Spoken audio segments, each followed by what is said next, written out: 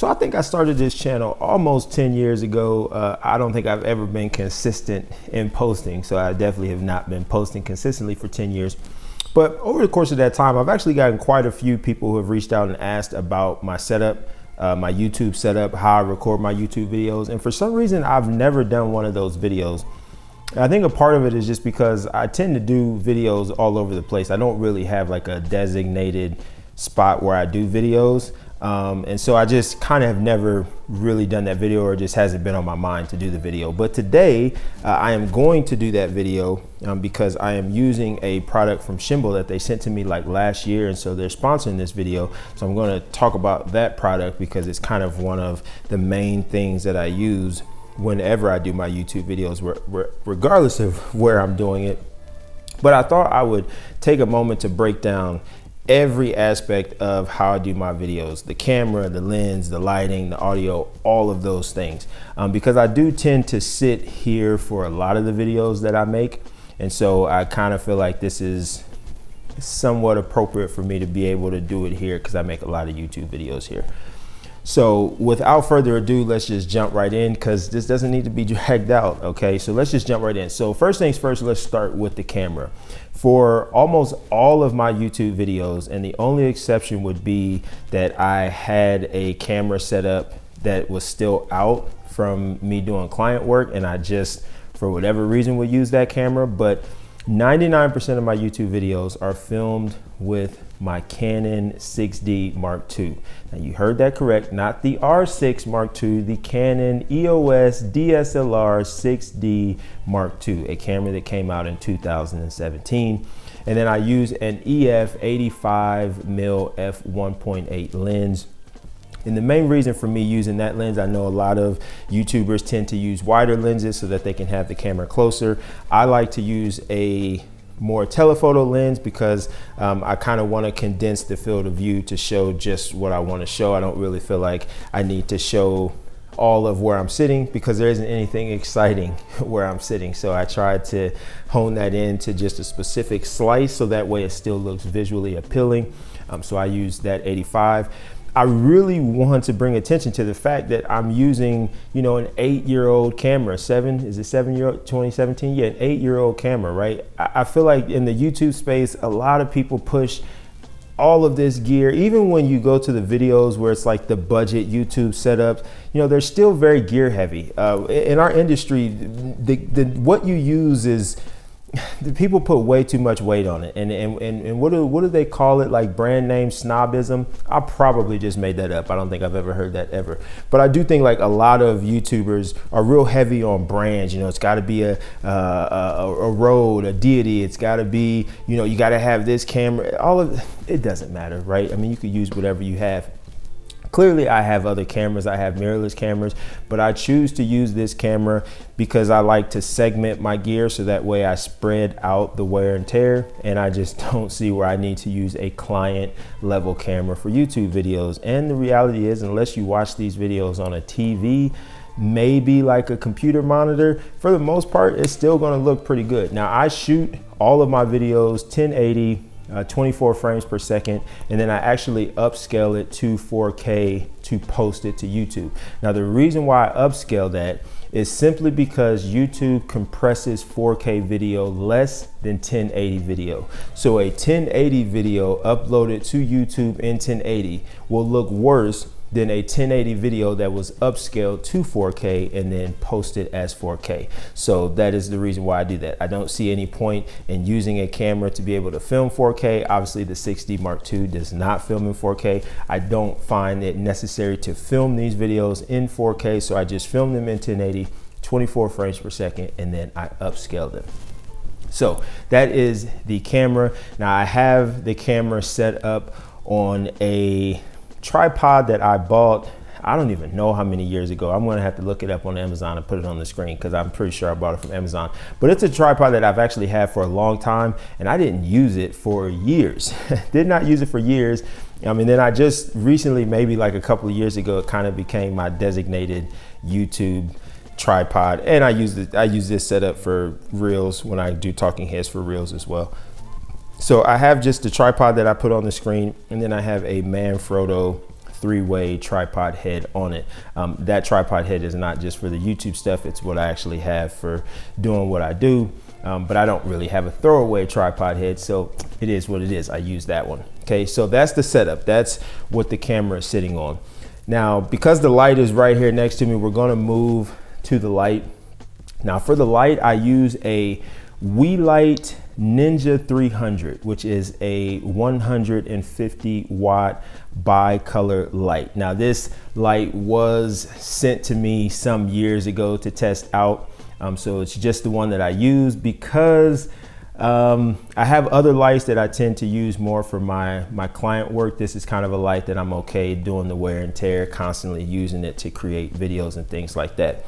I know one of the big ones that a lot of YouTubers use is the Godox SL60, which I believe is a 60 watt light.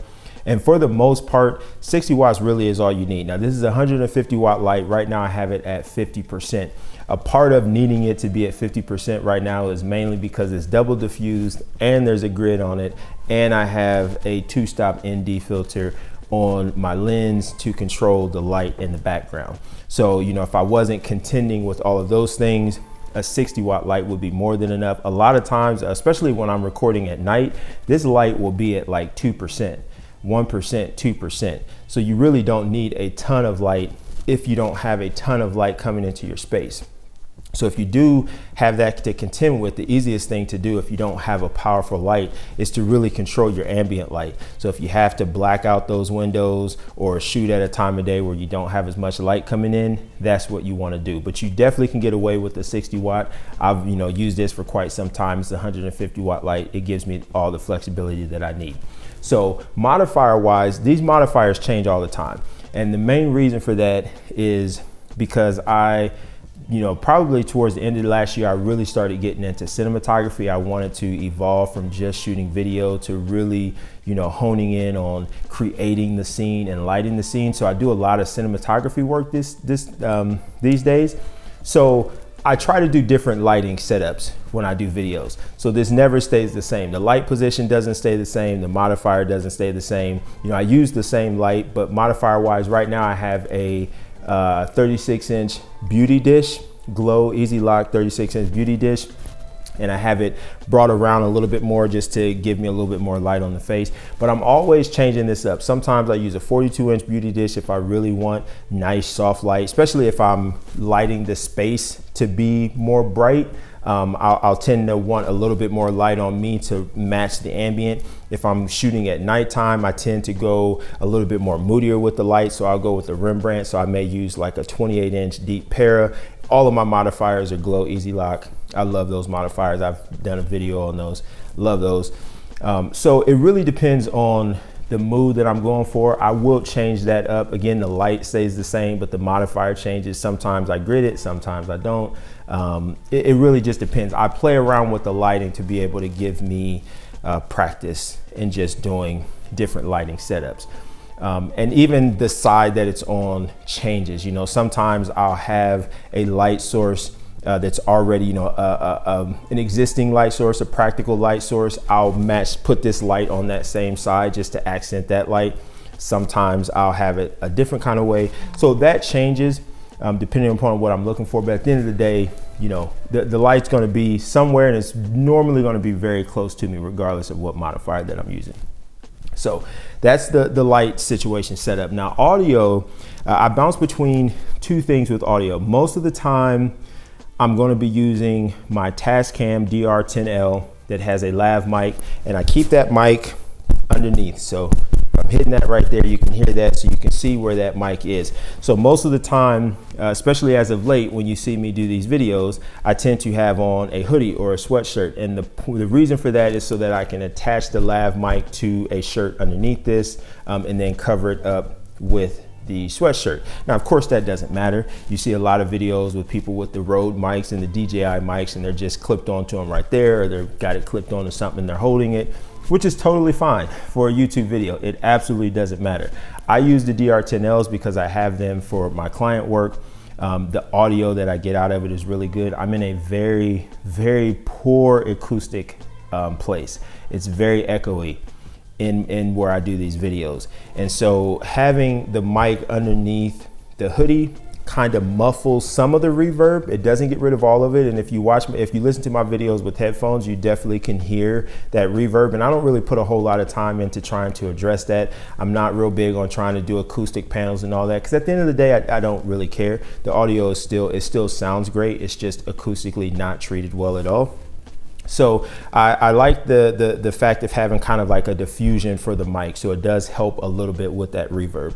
Sometimes I will use my Boya mic. I have a Boya mic, which is similar to the Rode mics, and the DJI mics are just a lot smaller, and then I'll just clip those on. I haven't been using those as much because I just prefer the audio from the DR10L, and the DR10L handles the reverb better than the Boya. But I will use the Boya sometimes. And then the third option that I sometimes will go with, and this is usually only when, it's kind of only when I'm coming off of a client job and I have this stuff out already. Sometimes I'll set this up, but sometimes I will boom a mic. And I use are they out there doing lawn work while I'm trying to record this video? I mean, rude, as I'm talking about the audio. I'll use a shotgun mic. Now, it is a cheap $20 shotgun mic that I bought from Amazon more than 10 years ago. And for what I need and for my purpose, these mics are great. Do they compare to a Sennheiser or a Deity or something of that? If you're an audiophile, absolutely not. It probably doesn't compare. The bass definitely isn't there. It's not a very boomy, punchy mic, but I handle that in post with EQ. But sometimes I will boom that in if I already have the stuff out. And the only reason that I would do that over using the DR10L is, again, just for the sake of it, just to practice, because I do a lot of interviews and that sort of thing, and so I'm constantly booming mics. So it's just nice for me to really be able to test things out and practice with that, and just kind of have more of a controlled test of the audio to see how things sound. If I want to try something different with my post-processing, it just works to be able to do it on these types of videos. But it would be very rare for me to pull all of that stuff out and set up and boom a mic just to sit here and record a YouTube video. Not likely to happen at all. So those are the three options that I have. I'm always going into my DR10L. So the DR10L has the lav mic that came with it. Even when I use the Boya mic or the boom mic, they all still plug into the DR10L. And the reason for that is because the preamp on that DR10L is really good. If I were to go straight into the cam, I don't even know that the cameras have preamps, not the ones that I have. I mean, cinema cameras probably do have preamps. But the cameras that I have, if they have preamps, they're not very good. So the noise floor is extremely high. The audio just doesn't sound very good. So no matter what physical recording apparatus I use, whether it's the lav mic, the Boya mic, or the boom, it all goes into the DR10L. And then I have to sync that audio in post, which is easy to do for something like this. If I am out and about and I'm doing a bunch of starting and stopping, I generally will plug it straight into the cam, just because it's a pain to have to sync audio with all these different clips. I do know that like Premiere has an option to auto sync. I've never tried it, so maybe it isn't as much of a pain as I think it is if I would just use the technology that's available, which I'm gonna look into that. So anyway, so we got the cam, we got the light, we got the audio. Now, as I mentioned, this video is sponsored by Shimbal, and they sent this out to me. This is the Shimbal TP Mini. And basically what it is a wireless transmission device. So you have this unit, this is the receiver, and then we have the transmitter on the cam. And what this allows me to do is to plug up a monitor to it, and then I'm able to see what the camera is seeing. Now, of course, the Canon 62 has a flip out screen, but as I mentioned earlier, I shoot with an 85mm, so the camera is nowhere close to me right now, so to be able to see myself on that screen is difficult.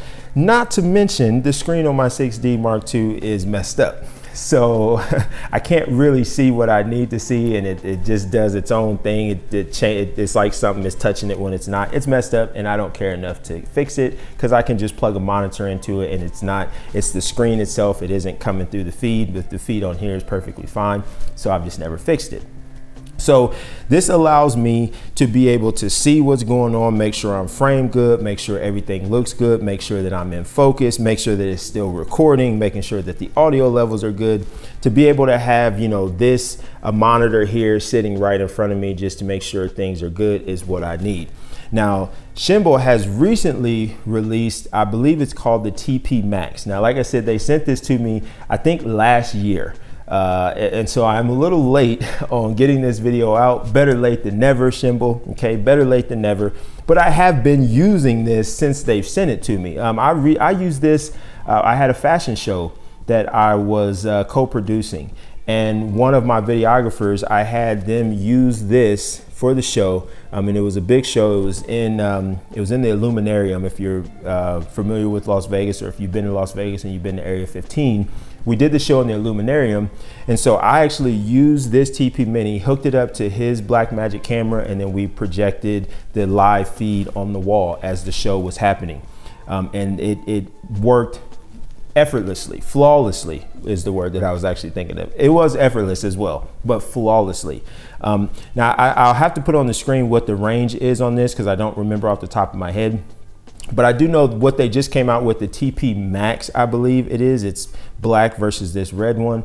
I believe it just has a longer range. So I'm only bringing light to that because I'm just bringing this video out talking about this particular device that they sent me. And now they have a newer device out that they probably will be hesitant to send me because it took me so long to get this video out. But what I can say is I have been using this TP Mini.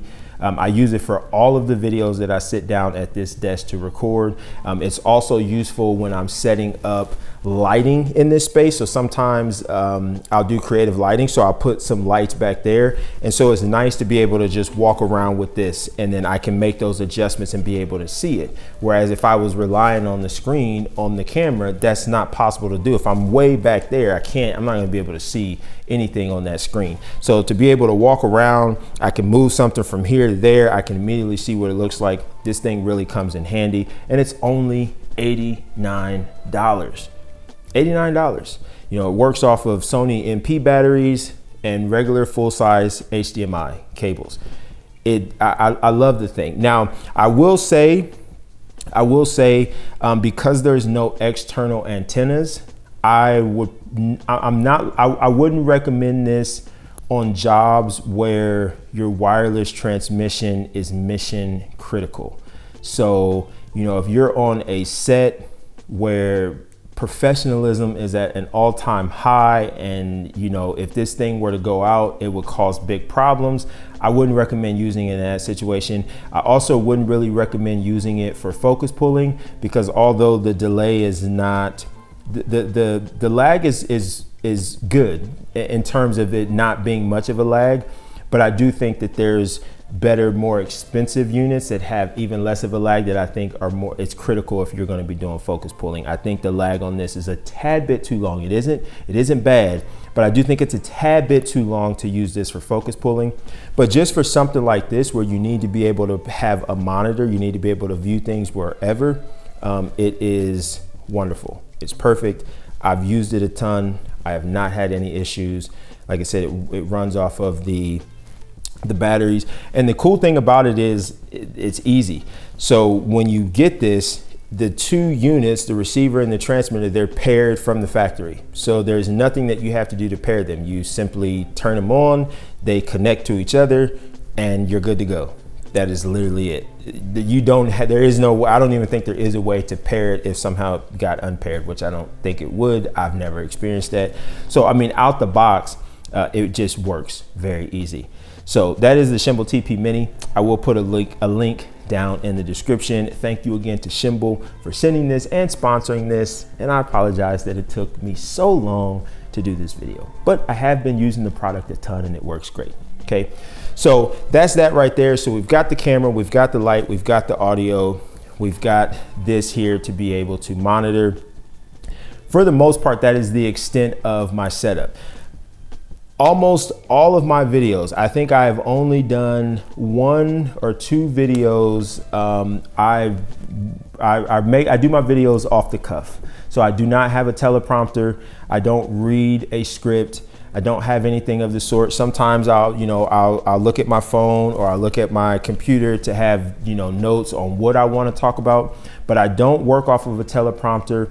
And the main reason that I've never really done that is because when I started this channel, one of the things that was important to me was being real, and being myself. And I never wanted to have video after video after video that felt perfect, because I don't think we live in a perfect world, and I just don't find where doing these videos is necessary to be perfect. I don't really relate to videos when I watch them that are just so perfect and structured. I mean, if it's like instructional, I guess, but when it's videos where I am listening to someone's opinion or someone's thoughts, I just want to know your thoughts as they come to you. I don't really want like these curated script of thoughts. Like, I just talk about it, right? I mean, if it's something that you want to talk about, you should be able to just talk about it without the script. And if you want to have bullet points to make sure you touch on everything, cool. But if you've been on my channel long enough, you definitely know that, as I'm talking, I'll mess up, I'll keep going. I rarely have cuts. I tend to just do these videos straight through, because I just find that that's just how I want to do the videos. And I just think that people can relate to that better. And I think, as YouTube became more and more of a thing, you've gotten more and more like overly polished videos, and people are putting like all of this production effort into these YouTube videos, which is cool. But you lose the authenticity of the creator and what they're doing when everything is so flawless and perfect and they have to have all of these things. And that's just never been me. I'm just a real guy. I'm just a regular guy. I'm a real guy. And I sit down in front of a camera and I talk. And, if you are here and you want to listen to that, great. I've never been big on, heavy B-roll and, all of the intros and all of those things. Those things have never really existed on this channel, because I just find it to just be overkill and just not necessary. I want people here that care about what I have to say, not all of the extra fluff. If you want that fluff, there's other channels for you. That's never been me, and it likely never will be me.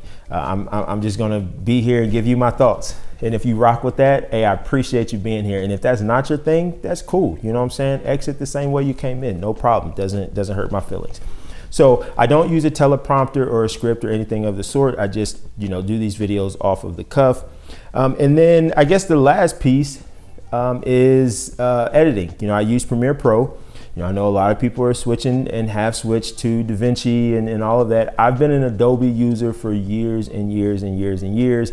I'm just very comfortable with their software. I know their software, and number one, I've never really experienced a lot of the problems that people often complain about with Premiere Pro. And maybe my projects and how I edit is not involved enough to experience these problems, but I've not experienced the problems that a lot of people have experienced. So working with Premiere Pro has never really been a problem for me. So I haven't found a need to switch to something else. I'm definitely the type of person where if it's not broke, I don't fix it. And I'm very loyal. If something is working for me, I stick with it. I change when what I'm using doesn't work for what I'm doing anymore. And I haven't experienced that with Premiere Pro. So I use Premiere Pro. My editing flow is very easy, because again, I don't have in all the extra stuff. I don't really have a lot of cuts. Things are just straight through. So editing these videos are pretty simple. I tend to make sure that, my lighting and how I want everything to look is done in camera. So I'm doing minimal color grading and that sort of thing. So the editing process is pretty easy for me. And I'm sure the light has went down in this video over time as I'm looking on the screen, which is why I try to record these videos during the middle of the day, not when the sun is going down and the light changes drastically in my home, but it is what it is. So I use Premiere Pro to edit. And then, like I said, I export, I upscale to 4K, and then I upload those bad boys to YouTube, and that is all she wrote. So that is the extent of my setup. Hopefully this was informational for folks that are just getting into it. If I had any advice, I would simply say, find something that works for you. One of the things that, especially in the last couple years, that has had me not really creating content is that I overthought the space that I needed to be able to create videos. Because I will be honest, like you look at some other people's stuff and they have like these elaborate setups that visually looks really good. And it's not that I look at it and say, I wish mine looked that good, but you know, being into cinematography, you're looking at everything, right? So as a cinematographer, you're not only worried about the lighting, but you're worried about the set and all of these other components. And so, you know, sometimes I'm just like, you know, I want to do a video, but you know, where am I going to do that? The background is just very plain. And then I've got to do all this work to add some visual interest to it. And then by the time I do all that, I don't want to do the video anymore. And so I found that I just wasn't really making content because I didn't feel like I had a space to really be able to create that content. So one of the pieces of advice that I could give, like I said, is to find a space, keep it simple, but find a space that works for you where you can create content on a consistent basis. And just don't overthink it and don't compare yourself to other people's setups, because there's always going to be someone that has a setup that's 10 times more elaborate than yours and looks 10 times better than yours. So it doesn't make sense to look at those things and compare yourself to that. You really just have to find something that works for you. And that's the reason why I sit here most of the time, because this is what works for me. I have a blanket on the desk here to help with the reverb because I get enough of it in my home. But then, you know, this desk, if I didn't have something to absorb the sound here, I'd be getting a ton of reverb all over the place. So, you know, you just have to find a spot that works for you and let that be your spot and just create your content. And then, you know, just try to make content that you enjoy making. So the bulk of what's on this channel is educational based. Because that's why I started the channel, and that's what I enjoy talking about. I enjoy educating, I enjoy teaching people, and so that's a majority of what my channel is. So it makes creating content easier. But that being said, I still have never been consistent with posting content on this channel, because at the end of the day, it kind of fits into where I can fit it into my life and into my work schedule. So it is what it is. So that is that. If you have any questions on my setup, feel free to drop those in the comments and I will definitely answer those questions and let you know whatever it is you want to know. So I appreciate you tuning in. And once again, I appreciate Symbol for sponsoring this video. So until the next one, I'll catch you.